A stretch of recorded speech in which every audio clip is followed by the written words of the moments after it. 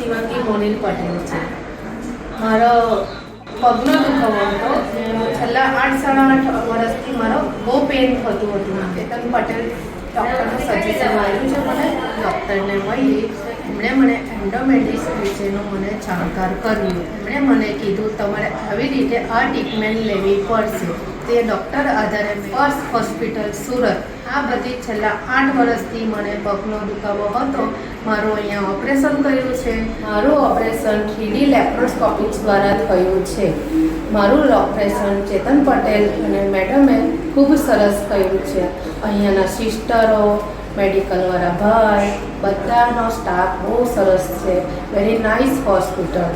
બધાનો ખૂબ જ આભાર માનું છું. મને બહુ જ પેન થતું હતું, મને મટી ગયું. Good, thank you.